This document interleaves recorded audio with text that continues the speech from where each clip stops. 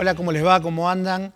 Estamos arrancando esta ya cuarta clase asincrónica que vamos subiendo en la plataforma de la carrera dentro de las posibilidades que nos da la universidad para poder seguir trabajando. Y hoy tenemos un invitado más que especial, recontra especial, lo hemos nombrado un montón de veces en la bibliografía, seguramente cuando tengamos la posibilidad de estar en la universidad, en la facultad, lo vamos a tener ahí. Es una persona para exprimirlo, literalmente, para sacarle todo el conocimiento que tiene, y creo que no nos va a alcanzar porque es mucho. Así que es una alegría que podamos compartir hoy, como les habíamos prometido en algún momento, charlar un rato con el doctor Jorge Elías, abogado laboralista, abogado de tantísimos sindicatos, de la CGT. O sea, sería enorme, tardaríamos una hora en dar todas las cosas que ha hecho el doctor Elías, pero lo importante y lo más importante es que siempre ha estado en un solo lado, ¿no? Que es del lado de los trabajadores y las trabajadoras, que es lo que veníamos charlando el otro día. También vamos a hablar con algún abogado y alguna abogada que haga derecho empresario, porque corresponde también que veamos las dos caras de la moneda. Pero en primer lugar, no, agradecerle al doctor Elías. ¿Cómo te va, Jorge? Hola, buenos días. Muchas gracias por la invitación. O buenas tardes, no sé. Este es asincrónico, Jorge. Esto de la nueva educación es en cualquier momento. Lo pueden ver a las 2 de la mañana. Bueno. No hay explotó la jornada. Bien. Muchas gracias por la invitación. Excesiva la presentación, los elogios, pero trataré de honrarlo. No le crean del todo porque es un amigo y compañero y alguno siempre tiende a ensalzar demasiado a las personas que aprecia. Pero bueno, igual trataré de estar a la altura de los elogios. Jorge, venimos charlando ya con los chicos de hace un tiempo para introducirnos, digamos, en la materia, que es una materia cuatrimestral, o sea que les prometimos que íbamos a dar los 10 mandamientos del derecho laboral. Después en el segundo cuatrimestre van a tener, seguramente, en el segundo cuatrimestre, que es a principio del año que viene, van a tener derecho colectivo con otro profe. Pero bueno, le prometimos darle los 10 mandamientos, si se quieren, del derecho laboral. Ya hemos hablado de los orígenes del derecho laboral, hemos hablado de la fuente del derecho laboral, hemos hablado de los principios del derecho laboral, pero ahora hay que empezar a hablar del derecho laboral individual, el contrato de trabajo. Y nos tocó en este contexto entrar en medio de una discusión que no parece menor, digamos, dentro de los derechos laborales, que es la propuesta de algunos sectores políticos en el medio de la campaña electoral de retirar la indemnización. O sea, con esta idea de que flexibilizando de alguna manera las condiciones de trabajo se va a generar más empleo. Bueno, vos viste toda la película bajo muchísimos gobiernos ejerciendo la profesión. ¿Alguna vez funcionó esto de que sacándole derecho a los trabajadores iban a generar más fuente de trabajo? Bueno, en general la experiencia empírica demuestra que no. Lo más cercano a esto que tuvimos, que además no logró concretar esto que quieren hacer ahora, fue la época de Menem. En la época de Menem hubo una desregulación importante de las relaciones laborales sin llegar a lo que se quiere hacer ahora, después lo vamos a explicar, que eran las llamadas modalidades promovidas, popularmente conocidas como contratos basura, que era una copia de un proyecto en España, fueron los españoles los que le llamaron contrato basura, que consistía en poder tomar a una persona por un tiempo transitorio para cubrir algunas situaciones, para fomentar el empleo, para tomar a gente grande, pero sin obligación de mantenerlo en el empleo. Un tiempito y te vas. Esa idea de rotar, de tomar y despedir, de, diríamos así, disponer del mal llamado mercado de trabajo, de manera de que cuando me hace falta lo llamo y cuando no me hace falta lo echo. Esto no resultó porque justamente lo que alcanzó a hacer Menem dio como resultado los peores niveles de desempleo, de precarización, de pérdida del poder adquisitivo de los salarios, que después, bueno, sabemos cómo terminaron. Estallaron el diciembre del 2001. Ahora, también tenemos otras experiencias más recientes, que es épocas en que hubo una protección importante para el empleo, igual el empleo creció, que son los años de crecimiento, digamos, virtuoso de la primera época del gobierno de Kirchner. De modo que pareciera, por lo menos por lo que podemos ver de la experiencia, que la condición para que haya empleo no es pagarles poco, sino generar crecimiento económico. Ahora, si vamos ya al tema de lo que vos me estás planteando, que es esta idea de suprimir la indemnización por despido, vamos a explicar a los oyentes en qué consiste la idea y vamos a explicar también las veces que se propuso y no se pudo hacer. La idea del proyecto es la de copiar el régimen de la industria de la construcción, que ahora está tan de moda porque todos creen que es la panacea. Que consiste en que el empleador, cuando paga el sueldo, al mismo tiempo que paga el sueldo todos los meses, hace un aporte, creo que lo que está pensándose es un 8%, que es lo que se paga en la industria de la construcción, a una cuenta de ahorro donde le va guardando la platita al trabajador para que el día que lo eche, se muera o quiera renunciar, se lleve esa platita guardada. Este es el esquema que tienen los trabajadores de la construcción, justificado, que yo creo que es injusto también, en el hecho de que en la construcción el empleo no es permanente, porque una obra arranca, empieza y termina. Creo que eso debería ser corregido porque si una obra va a durar 1 año o 2 años, el trabajador tendría que tener derecho a permanecer en el empleo por esos 2 años. Si el hormigón armado lleva 1 año y medio, por lo menos la casa en hormigón tendría que, y no que cuando al patrón se le ocurra, lo pueda despedir. ¿Por qué? Porque ese sistema lo que permite es prácticamente dotar de absoluto poder al empleador, porque el empleador despedirlo es gratis, ya está, no tiene sanción, no tiene castigo. Y entonces, cuando un trabajador se afilia al sindicato, me dice, mira, a este tipo no me gusta, porque se afilia, echémoslo. Un trabajador dice, mire, yo no tengo casco, está hablando de la construcción. Bueno, sí, cómo no, mañana te lo traigo. Y el día siguiente, en vez del casco, llega un telegrama de despido. Total, es gratis. Y además siempre hay mucha gente que quiere trabajar, porque la base del derecho laboral, digamos, es la necesidad de proteger en un universo donde hay más gente demandando empleo que puestos ofrecidos. Eso ocurrió casi siempre. Entonces, este mecanismo le quita a la protección contra el despido arbitrario el efecto fundamental que es el efecto sancionatorio y el efecto disuasivo. La indemnización por despido lo que tiende es a inhibir o contener que el empleador no diga que fácil lo echamos porque hay que pagar. Y al mismo tiempo, si se le ocurre echar, va a tener que afrontar un reclamo, incluso si invoca una causal que no se puede probar, con una reparación indemnizatoria. Esto le da al trabajador alguna garantía de poder efectuar algún tipo de reclamo. No todos, porque todos sabemos que el miedo a ser despedido siempre está. Pero esto es agravar la situación. Pero ya que hablamos de la construcción, me parece hasta cínico decir que se pretende que queden igualados los trabajadores de la construcción, porque todos sabemos que son los más pobres, los más marginales, los más desamparados. Porque el trabajo de la construcción, justamente por esta precarización, no tienen posibilidad de armar un proyecto de vida. ¿Quién le va a dar una tarjeta de crédito para comprar en el supermercado a un trabajador de la construcción que está colgado, en este caso del pincel o del fratacho, como ustedes quieran decirle, y lo puede echar en cualquier momento? ¿Quién le va a alquilar una casa? Ese trabajador no tiene ninguna chance de progresar más que de ir tirando en el día a día, y por eso es justamente el sector más postergado, más sumergido, con más problemas sociales, y queremos que pareciera que en lugar de elevar a estos trabajadores postergados, quisiéramos que todos terminen igual.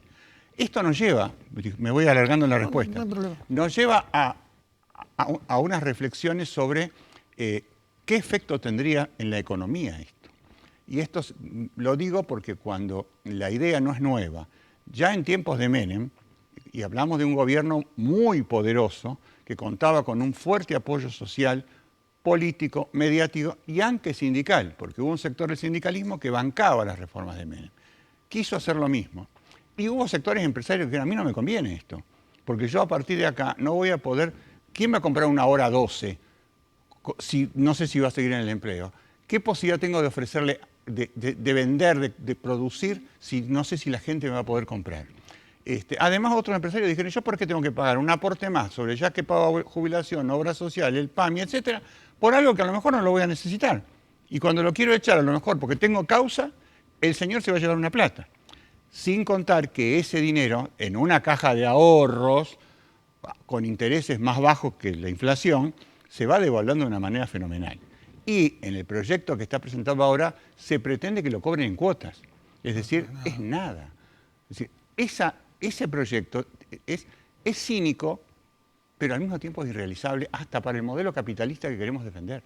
Porque ahí no hay crecimiento, no hay progreso, no hay consumo. De modo que yo me animo a decir que así como a Menem no le salió, y fíjense que, insisto, Menem tenía todo a favor. Más poder que tuvo Menem en la Argentina en un gobierno constitucional no hubo, y no lo pudo hacer, no funcionó. Imagínense, lo intentó Macri también. Hay un proyecto de la reforma laboral de Macri, tenía la misma intención y quedó desactivada, sobre todo después que trataron la reforma previsional en el Congreso, que se incendió todo y me parece que dijeron, bueno, mejor paremos la mano. Entonces, mi pronóstico es que no va a funcionar por varias razones.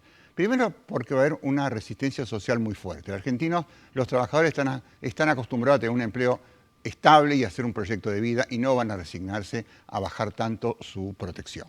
Segundo, los sindicatos no creo que ahora lo banquen. Jurídicamente es discutible porque esto podría ser violatorio de la garantía de la protección contra el despido arbitrario que establece el artículo 14 bis, con lo cual va a haber mucha litigiosidad. Es decir, que creo que no va a generar el consenso necesario. Lo más grave para mí es que hay gente, sectores dirigentes argentinos, formadores de opinión, periodistas, economistas, partidos políticos, que piensan que se puede arreglar el país de esta manera, porque eso implica estar tan equivocado, estar tan ilusionado con que hagámosla fácil, paguémosle poco y nos sacamos los negros de encima, y cuando lo necesito lo agarro y cuando no lo tiro a la basura y que se arregle como puede cobrar. Para eso perdió, el mundo es así, hay ganadores y perdedores. En el fondo lo estoy diciendo en lenguaje crudo, disculparán los alumnos, pero esta es la idea salvaje del asunto. Eso es muy grave porque implica que no tenemos proyecto.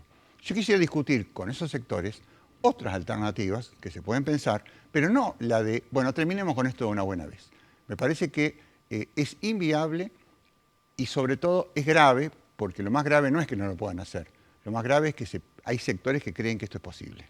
Jorge, además de esta situación puntual que se da con la indemnización, siempre hay, cuando se establecen, digamos, de alguna manera, con algún poder de injerencia concreta en la realidad, los modelos o los sectores que impulsan modelos de tipo más neoliberal,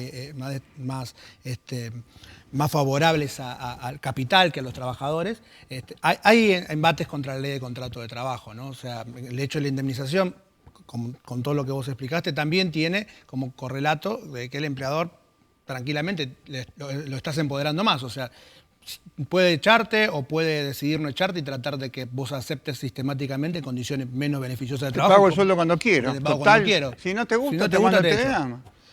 Ahora, una de las cosas que escuchamos el otro día dentro de algunos de los promotores y que tiene que ver con lo que hablábamos es el tema de que la ley de contrato de trabajo para algunos sectores es una ley vieja, ¿no? Es una ley que ya es de la década del 70, de que necesita ayornarse. Y el otro día compartíamos con los chicos una frase que salió en una charla que compartimos en algún congreso del sindicato en algún momento, en algún panel donde estuviste vos con el doctor Recalde, en ese momento, creo que era el 2005. Yo era muy jovencito, y vos también eras muy jovencito. Claro, sí. Un poco menos que yo, pero decían, ustedes contaban algo, que había una costumbre, digamos, o sea, de que muchos trabajadores cuando salía la ley de contrato de trabajo iban con la ley de contrato de trabajo abajo del brazo a preguntarle a la abogada del sindicato, esto que dice acá, a mí me toca. ¿Qué tan vieja está la ley de contrato de trabajo? ¿Qué tanto hay que modificar? ¿O cuánto tiene que ver en esto? Que la ley es muy buena y que la quieren modificar precisamente porque es muy protectoria. Bueno, lo que pasa es que lamentablemente la idea de modernización se ha pervertido tanto o la idea de reforma, se supone que la modernización normalmente tiende a mejorar, al progreso, porque la humanidad supuestamente va para adelante. Las reformas, la palabra reforma históricamente ha estado asociado a conquistas, la reforma agraria, la reforma universitaria, son todas las reformas políticas, tienden normalmente a pensar la reforma social es mejorar. Ahora estamos hablando al revés. Cuando uno lee que algún gobierno dice vamos a hacer una reforma laboral, uno dice, sonamos, ¿qué nos van a sacar? Nadie cree, uy, qué suerte, vamos a progresar, porque está presentada y se vende de modo bastante inteligente la idea que la modernidad es desproteger. Entonces vamos a modernizar porque no puede ser que los trabajadores tengan tantos derechos porque los empresarios por culpa de eso no pueden invertir, entonces se estanca la economía. Entonces si los trabajadores se sacrifican, una vez más, el día que la economía florezca vamos a tener para repartir. Es la famosa teoría del derrame. Primero dejemos que los ricos sean muy ricos y después algo le van a dar a los pobres. Esto, por supuesto, digamos, no se sostiene. Yo, volviendo más a la pregunta que vos me hacías, creo que la ley de contrato de trabajo sigue manteniendo postulados importantes en orden a la protección del trabajador y postulados importantes que los trabajadores, y creo buena parte de la sociedad, reivindican, que son los principios de protección del trabajo, la protección relativa contra el despido, las indemnizaciones por la licencia por enfermedad, la indemnización por fallecimiento, la prohibición de hacer modificaciones al contrato de trabajo en perjuicio del trabajador. Hay un montón de normas que están ahí que todos creemos que deben seguir existiendo, o por lo menos buena parte creemos que deben seguir existiendo. Ahora, el gran problema de la ley contra el trabajo no es que haya quedado desactualizada. La desactualización tiene que ver con el incumplimiento. El problema no es ni mejorar la ley, que ya está bastante bien, ni empeorar la ley, a mi modo de ver. Después se podrá discutir, algunas cosas se pueden corregir. Si se discute de buena fe y no con el ánimo de ver cuánto le puedo robar al vecino, tal vez se pueda corregir cosas, actualizar algunos mecanismos, mejorarlos. Yo tengo algunas ideas sobre esto, pero la base es que el problema es que la ley contra el trabajo no se aplica a la mayoría de los trabajadores, porque recordemos, en la Argentina un 33-35% de los trabajadores están en negro. Para eso la ley contra el trabajo es apenas una ilusión que se va a hacer efectiva cuando se pelee con el patrón, pierda el empleo, meta un juicio y dentro de 5 años pueda cobrar una indemnización, que puede ser muy buena, pero muy lejana, y que por supuesto los empresarios se quejan, estos negros, mirá, me meten un juicio. Bueno, yo lo tenía en negro y encima se quejó. Y otros están en grilla, es decir, están anotados con una categoría que no les corresponde, las horas extras se las pagan en negro, o trabajan mitad en negro, mitad en blanco, que es una peste hoy día. En cualquier negocio que usted va, le pregunta al empleado, al mozo del bar, trabaja 8 o 10 horas y lo anotaron por 4. Entonces, todo ese incumplimiento es la ley que no se está cumpliendo. Si el problema más grave de la ley contra el trabajo es que no se aplica, digamos, y no se aplica no porque viene ahora, me voy a adelantar un argumento tan común en el debate, y lo que pasa es que si cumplo con la ley tengo que cerrar el negocio. Ese es el argumento típico. Y ahí yo siempre digo, muy empírico, ¿no? Miremos a ese señor que se queja de que si yo cumpliera y tuviera toda la gente bien anotada, tendría que cerrar la empresa. Preguntémosle dónde vive, a qué colegio van sus hijos, dónde va de vacaciones, qué auto tiene y cuánta plata tiene guardada. Si vive en un country, los chicos van a un colegio privado, de los más caros, ¿no? Los caros. Veranea en Miami o en Punta del Este y tiene una 4x4 y otra a la mujer, entonces no me digas que no te alcanza. Y hay muchos casos de los que se quejan que dicen eso. Porque, digamos, lo que a mí me parece muy grave es que estamos discutiendo esta reforma laboral y los que quieren cambiar las leyes, los que quieren mejorar, somos, me incluyo yo también, personas que tienen sus necesidades básicas satisfechas. Personas que viven bien, que no le deben nada a nadie, que tienen una alta calidad de vida, que pueden consumir lo que quieren, y le explican a los que no tienen nada que se van a tener que seguir sacrificando. Habría que preguntarles más bien qué piensan ellos, no qué pensamos nosotros, porque uno tiene que desconfiar. Si el que tiene me dice que tengo que sacrificarme, yo debo pensar, este tipo quiere más para él, es elemental. Entonces, le falta legitimidad al debate. No vienen los carenciados a decir quiero cambiar la ley para estar mejor. Vienen los ricos, poderosos, los que tienen, los que tenemos, porque yo también estoy en ese sector. No soy millonario, pero no tengo problemas económicos. Entonces, ¿yo quién soy para decirle a la gente, usted tiene que ganar menos porque así el país va a estar mejor? Y decir, ¿por qué no ganar menos vos? Y otra situación que, digamos, se repite en los 90, se repitió durante el gobierno de Macri en los últimos 4 años anteriores al gobierno actual, tiene que ver con que todo este proceso de reforma viene acompañado de una deslegitimación, digamos, del movimiento obrero, de todo el aparato que rodea a los sindicatos. Macri habló directamente de la mafia de los juicios, que también recuerdo que en la década del 90, cuando yo empezaba la facultad, se hablaba de la mafia de los abogados laboralistas y ese tipo de cosas. Jorge, realmente de tu experiencia de tantísimos años, ¿cuánto hay de verdad en eso? ¿Cuánto es de mentira? ¿Cuánto hay de cosas turbias tamizadas atrás de los trabajadores? ¿Y cuánto hay de discurso de los políticos para...? Bueno, tenemos, digamos, 2 situaciones. Una tiene que ver con lo primero que dijiste, que es el movimiento sindical. El movimiento de la Argentina es un movimiento muy poderoso que ha logrado muchas cosas y ha logrado conservar muchas cosas, aún en los peores tiempos. No se me escapa que en los niveles altos de la dirigencia sindical hay un cierto nivel de complacencia, de corrupción, de desviación, de gente que se perpetúa en el cargo o que se está haciendo rica. Eso lo tenemos que aceptar, no es el caso tuyo, no es el caso de tu gremio, pero la realidad del movimiento sindical argentino no son los 4 o 5 tipos que salen por televisión teniendo problemas en Buenos Aires, sino ustedes. Y cuando digo ustedes, no lo digo por vos, solamente que estás acá. En el movimiento sindical de Rosario hay gente con la que yo puedo estar de acuerdo o no, pero son dirigentes que pueden andar por la calle sin que nadie les diga nada, que pueden ir a los lugares de trabajo a hablar con sus representados, hasta para que los critiquen, que tienen una fuerte legitimación, que logran ser reconocidos y respetados porque están comprometidos con los trabajadores. Cuando vamos más para arriba, ahí, como ocurre siempre, se deterioran algunas cosas, se corrompen algunas instituciones. Esto ocurre no solamente en el mundo sindical, piense lo que pasa en el fútbol, piense lo que pasa en los bancos, en las empresas. Hay esa. Entonces, el argumento es que estos dirigentes sindicales corruptos, negociadores, etcétera, son los culpables de todo. En realidad es al revés, porque si esos dirigentes que ellos critican, que son bastante complacientes, no quiero dar ejemplo para no ofender a nadie, pero todos sabemos que hay gente que podría pelear mejor y no lo hace, si fueran más combativos, sería peor. A ellos les conviene los dirigentes corruptos. A la patronal lo que más le conviene es el tipo que le podés poner plata arriba de la mesa o abajo de la mesa para que haga la vista gorda. Si fueran más consecuentes, más combativos, sería mucho peor para el capitalismo. Entonces, es un argumento, digamos, que aprovecha el descrédito. Ocurre lo mismo en la política. Cada vez que alguno se manda una macana, los de la oposición o los del oficialismo le tiran, le rostran esas debilidades porque les conviene. Pero en general el sindicalismo argentino todavía goza de buena salud. Es más, hay procesos en varios gremios donde se va dando una saludable renovación de cuadros y de dirigentes, donde los viejitos que ya estaban un poco desgastados, se están yendo, hay ejemplos por todos lados, tenemos uno por acá cerca, son sustituidos por dirigentes mucho más representativos, más comprometidos, más luchadores, de modo que el sindicalismo puede mejorar, debe mejorar, pero no son los patrones los que van a explicar cómo tiene que democratizarse la vida sindical. Son los trabajadores y de alguna manera lo pueden hacer y lo están haciendo. Vamos ahora al problema de la industria del juicio. Es digamos, una muletilla, un San Benito que se le cuelga a todo reclamo que vamos a reconocer que es eficaz porque todo el mundo dice, sí, la industria del juicio no puede ser. Ahora, la idea de la industria del juicio presupone algunas cosas que habría que analizar. En primer lugar, piensa que los trabajadores son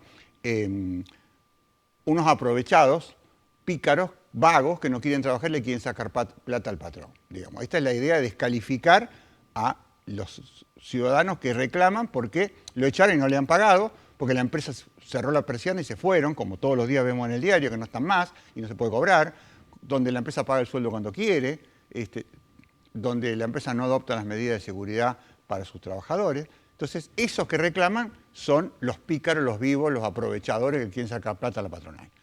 Por otro lado, estamos los abogados, que somos cómplices de una mafia tremenda, y los jueces, que son imbéciles, porque no nos olvidemos que la llamada industria del juicio, o la litigiosidad, si le queremos llamar, que se plasma en los tribunales, obtiene sentencias. Hay jueces que fallan a favor. Entonces, vamos a pensar también que todos los jueces es una mafia donde los trabajadores son unos pobrecitos que quieren sacarle plata a cualquier costo. Los abogados somos los más malos de los mafiosos de la película y los jueces son imbéciles que se dejan engañar y así, digamos, esta presentación del tema no se puede sostener. Que en todo reclamo judicial hay gente que reclama y no tiene razón, lo sabemos todos. Lo sabemos, ocurre en el derecho de familia, ocurre en el derecho comercial, ocurre en todas las ramas del derecho, ocurre en los accidentes de tránsito, y nadie se le ocurre criticar, y ahí es realmente muy, muy problemático. Con el derecho financiero ahora. En el derecho financiero, hablar, ¿no? Corregir, digamos, o acotar, porque yo veo que hay trabajadores que ganan y que pierden pleitos. Yo he perdido más de una vez, aún pensando que tenía razón, porque no pude probarlo, porque no los convencí. Y además hay muchos casos donde aventuras judiciales terminan mal. Eso vemos todos los días. Los repertorios de jurisprudencia que se publican dan cuenta de cosas que se notaba que no iban a ir al muere y salieron mal. Es decir, que no es cierto. Ahora, queda lindo decir, simplificar, digamos, hacer una cosa maniquea de decir los malos son los que hacen juicio y los buenos somos nosotros. Y suena lindo, pero no es serio y además necesitamos discutir de otra manera. Jorge, respecto de otra variable, digamos, que se trabaja mucho y se usa mucho y que siempre de alguna manera vuelve a ocupar la primera plana de los diarios, que son los riesgos de trabajo, en este caso la ley de riesgo de trabajo, las aseguradoras del riesgo de trabajo, bueno, también desde la profesión, desde el asesoramiento a los gremios, desde el trabajo habitual, viste todo el proceso, ¿no? Desde el nacimiento de las ART hasta la última reforma y esto que se ha discutido en Santa Fe de la adhesión, no adhesión. Pero yendo a lo básico para que los chicos y las chicas lo entiendan, o sea, ¿para qué se inventó la ART cuando tuvo su surgimiento? ¿Cuál es el negocio que tiene la ART en función de eso? ¿Y por qué hay tantos sectores políticos que cada vez que pueden empujan que la RT tenga un poquito más. Bueno, el régimen de riesgo del trabajo basado en el sistema de aseguradoras privadas de RT es un genuino producto del menemismo. Era prohibir los juicios, porque el trabajador tenía que conformarse con lo que le daban y la posibilidad de hacer juicio era, no lo vamos a explicar porque es muy largo, ilusoria, había que ir por un camino tan tortuoso que nadie podía reclamar nada, porque había que ir a la justicia federal, después había que ir a la Cámara de Seguridad Social en Buenos Aires, es para que, perdónenme, para que los negros se conformen con lo que le dan y se dejen de embromar, discúlpenme. A lo mejor el lenguaje no es apropiado. No, no, es una cátedra abierta. Bueno, déjenme decirlo así.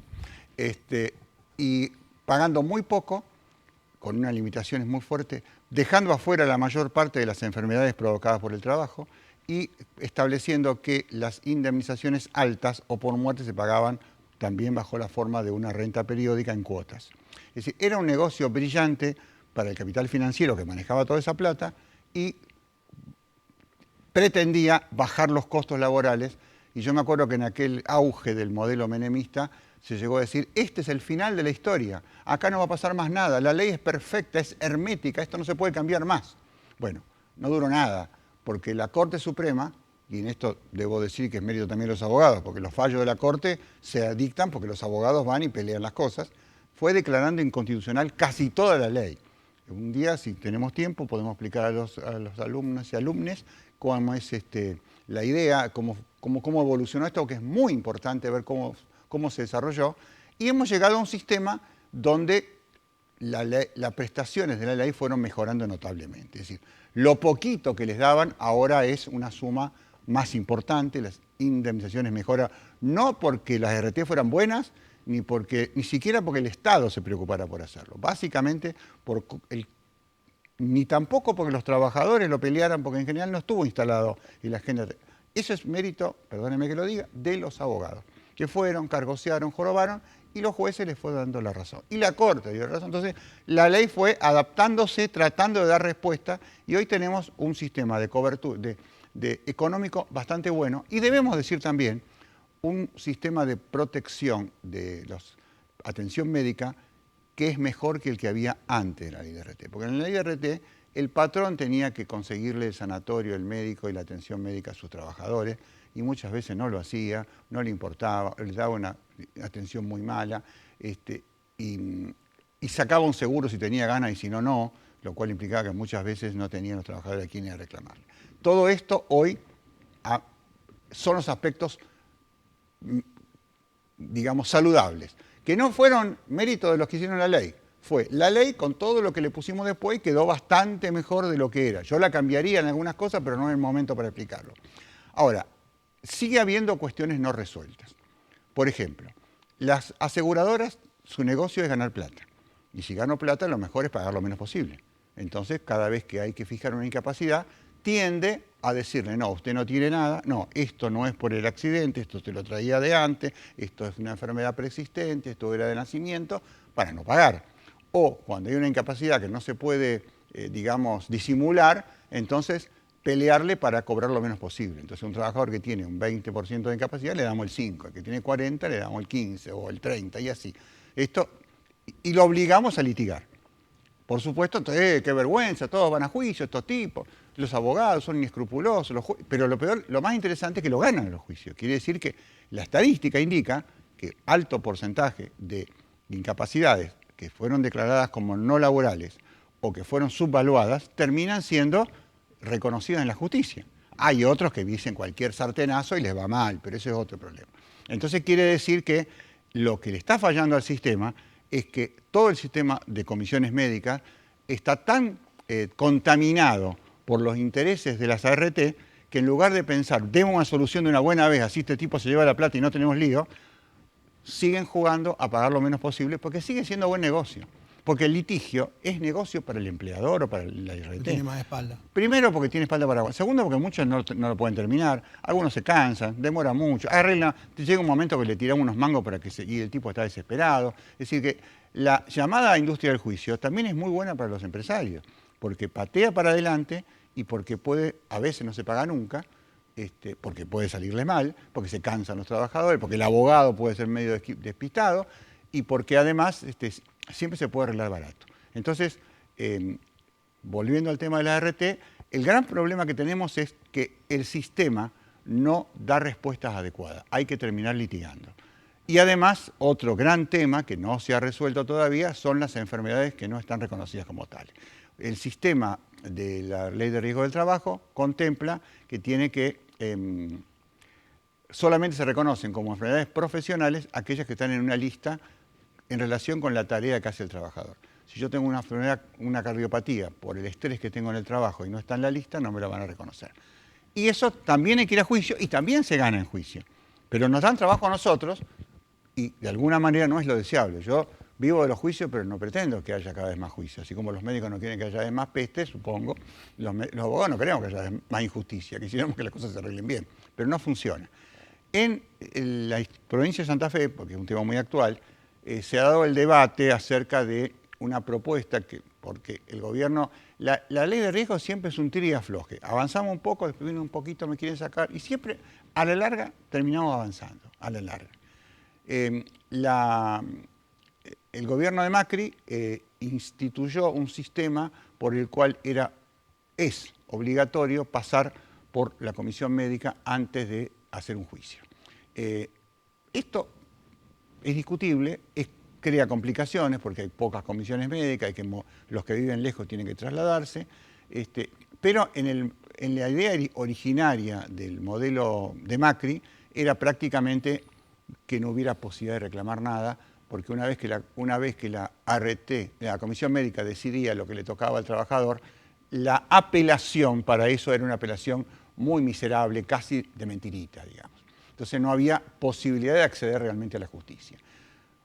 Acá se da un fenómeno muy particular, que es que el gobierno, como ya un intento anterior en el modelo original de la Ley de Riesgo del Trabajo había sido declarado inconstitucional por la Corte, porque decía que no podía meterse a legislar sobre un problema que es competencia de las provincias, porque todo lo que tiene que ver con juicios y tribunales es una competencia de cada provincia, entonces se les ocurrió decir que la provincia presten voluntaria adhesión, es decir, acepten por las buenas sumarse a esto. Y empezaron a promover que las provincias adhirieran.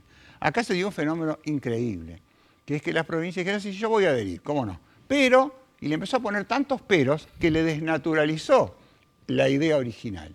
¿Por qué? Porque en el sistema actual, en todas las provincias, menos en la capital, el trabajador que no encuentra lo que quiere en la comisión médica tiene derecho a iniciar un juicio, pero un juicio de verdad, no una apelación. Un juicio donde puede presentar todas las pruebas que quiere, donde no tiene ninguna limitación para introducir argumentos. Entonces lo único que tiene que hacer es pasar previamente por una instancia que puede durar 2 meses y que hay que ver si después cómo apretar para que se cumplan los 2 meses, y puede hacer un juicio.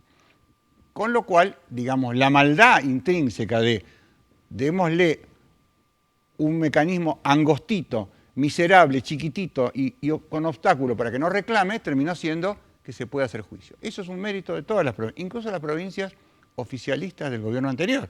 Todas sacaron leyes, la nuestra inclusive, bastante, digamos, saludables en cuanto a, en lugar de decir no adhiero a nada, que es lo que muchas hicieron, Santa Fe lo hizo mucho tiempo, dijeron, bueno, yo adhiero, pero te pongo mis condiciones. Y cuando le puso las condiciones, le desvirtuó en buena medida lo que pretendía el gobierno.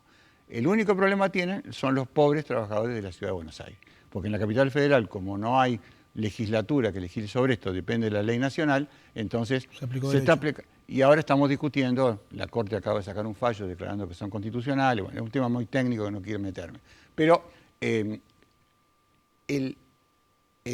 ley de riesgo de trabajo sigue siendo todavía un territorio de conflicto y un escenario de lucha. Pero, felizmente, estas adhesiones que han hecho todas las provincias, empezaron los cordobeses, la nuestra es una de las mejores, de alguna manera no es lo que yo hubiera querido, pero no nos deja tan desamparados como era el proyecto original del macrismo. Quedan 2 preguntas, Jorge. Vamos. Una de ellas tiene que ver con, bueno, todo esto que ha pasado en el tiempo, digamos, de la pandemia, hablábamos el otro día con Marina Jauregui y con Vicky Perkin, que también nos acompañó en una de las clases. Así es. ¿Cómo de un día para el otro nos levantamos y apareció un decreto, un DNU del presidente de la Nación que decía, no solamente se van a encerrar, sino que además, para los efectos laborales, usted tiene que arreglar con su empleador en base al principio de buena fe, que es un principio que está allá en el artículo 60 y algo de la ley de contrato de trabajo. Entonces usted la forma de trabajar tiene que acordarla con su empleador, qué hace acá, qué hace allá. Después salió la ley de teletrabajo mucho tiempo más adelante. Hablamos con Marina Jauregui, ¿no? Que para nuestro gremio representó tener que reconfigurar prácticamente la relación laboral desde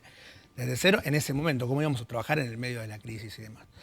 ¿Vos creés que viene un proceso pospandémico, digamos, de readaptación, digamos, de las relaciones laborales, de actualización de algunas normativas? ¿Cómo va a impactar esto del teletrabajo? ¿Las empresas van a fomentar que los trabajadores lo hagan? ¿Cómo vamos a proteger a los trabajadores y las trabajadoras en función de esto? Bueno, es una pregunta difícil, larga, pero puedo intentar algo.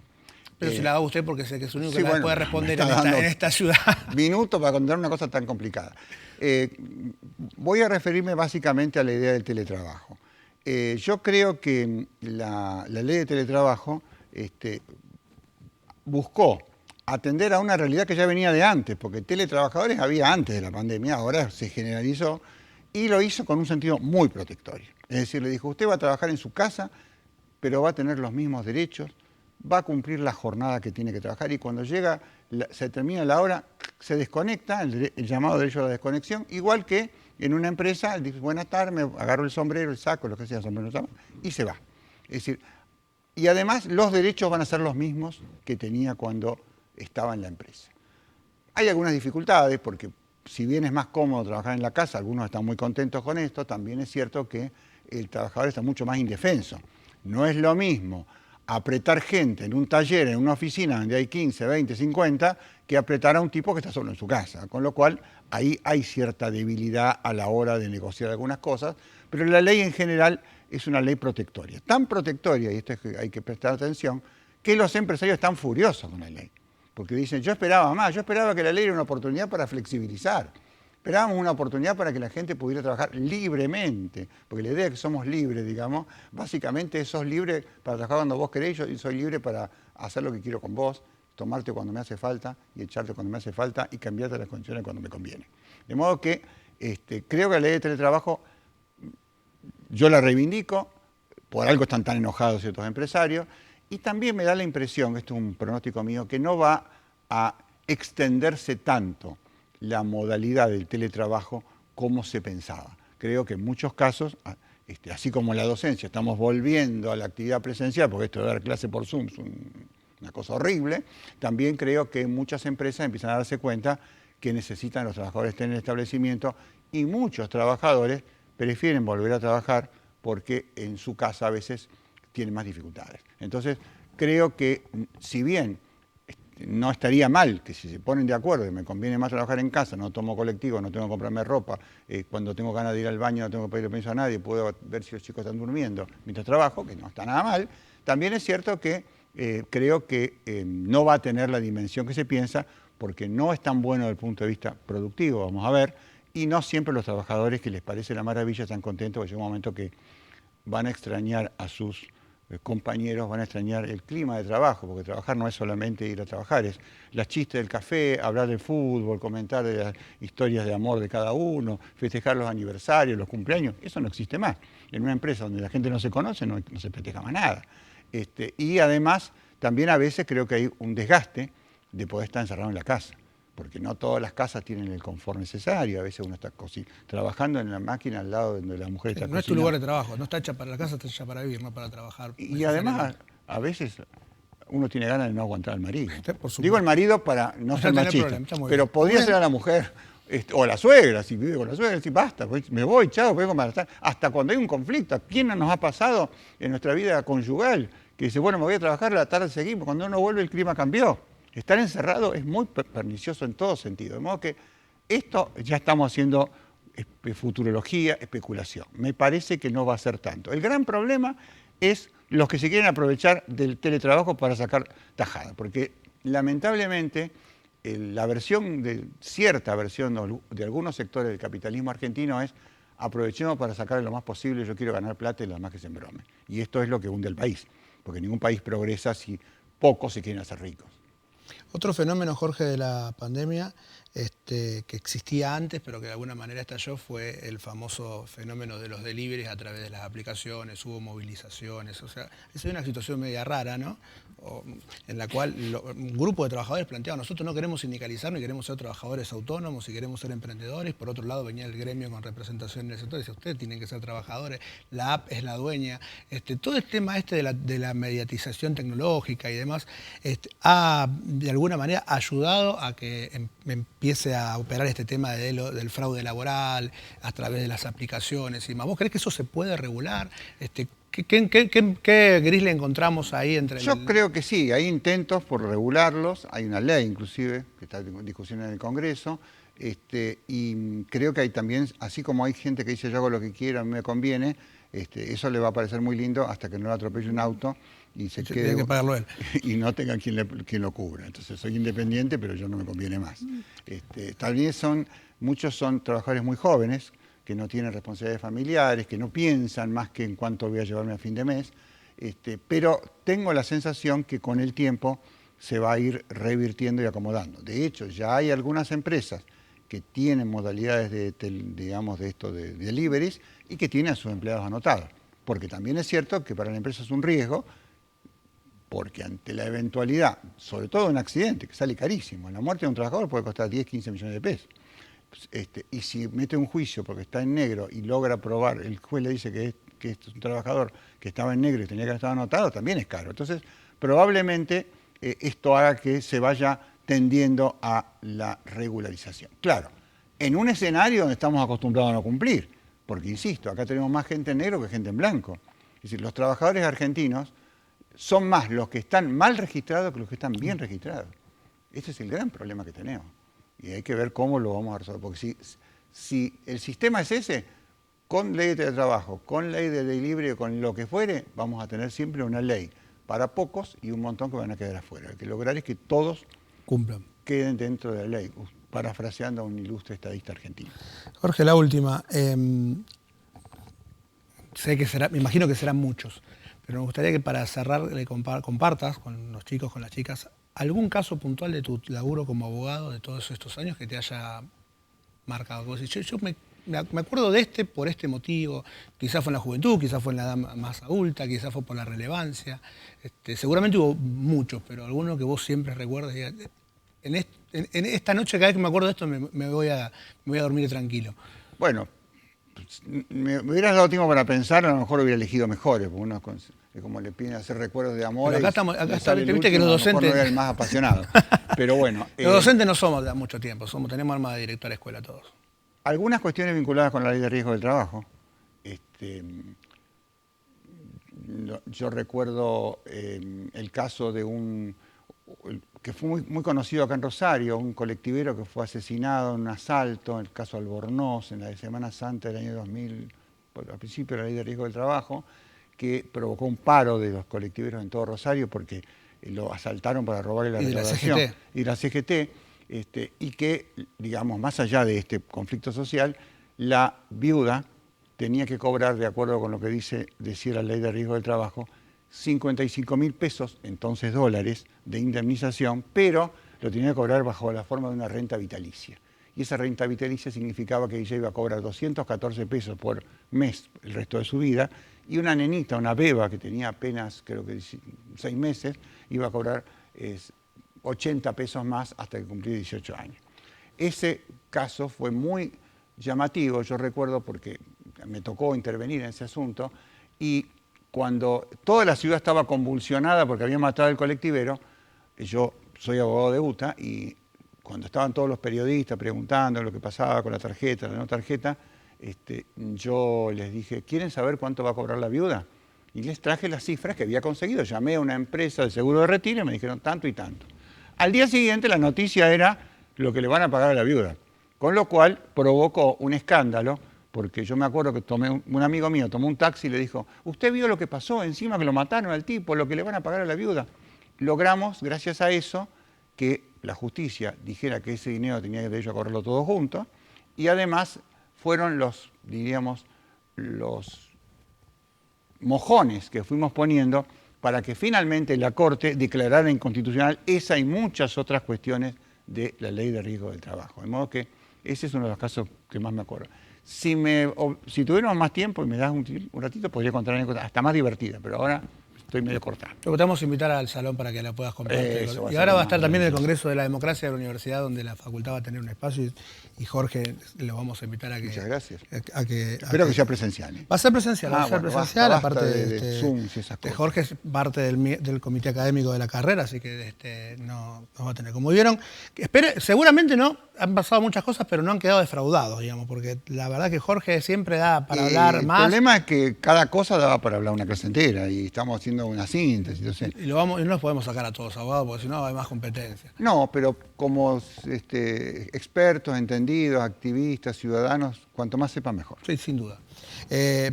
Les agradecemos este rato, le agradecemos muchísimo, pero muchísimo a Jorge que se ha prestado a esta nueva modalidad, digamos, hablando de construir trabajo. Bueno, esto es nuevo, es parte nueva del trabajo docente. En la universidad seguramente la educación virtual va a tener mucho más presencia que en los niveles más primario y secundaria, porque hablábamos hoy, ¿no? Hay muchos chicos que solamente pueden hacerlo a través de la compu y ha permitido que lo puedan hacer, hay otros que no. Pero en el fondo, me parece que tenemos que tener siempre como base y como principio esta idea de que el derecho laboral es un derecho que protege a los trabajadores, trata de igualar situaciones que naturalmente no son iguales, digamos, siempre hay uno que puede más y otro que puede menos, tratamos de que esto sea... Ahora, eso es lo que dice la ley, como bien dice Jorge, por eso se construye todos los días, ¿no? Sí, agreguemos, no solo protege al trabajador, propende a la paz social, porque se inventó después de las grandes luchas obreras que costaban muertes, y además también defiende, perdónenme la expresión, al capitalismo. Porque sin un sistema de distribución del ingreso justo, no hay capitalismo posible. Así que no se enojen tanto, que los trabajadores ganen bien, porque eso también es para el bien del país. Y lo cierra Jorge con eso, que es lo que siempre decimos. El derecho laboral tiene como una característica que otros derechos no tienen, que es un derecho que se gana en la calle, ¿no? Habitualmente los derechos son en la calle y después viene la norma atrás. Jorge, muchísimas gracias, como siempre. Gracias a ustedes, gracias por la invitación. No sé si le habrá servido de algo, espero que sí. Seguro, porque se lo vamos a tomar todo en el examen esta parte. Todos tienen la obligación de leer el manual del trabajador, que es el manual del trabajador que el doctor como una Biblia, menos mal que es corta. Es una Biblia corta, pero es una Biblia muy útil. Así que muchísimas gracias, nos estamos viendo. No se olviden que después tienen que subir la devolución en la plataforma de la Facu. Gracias.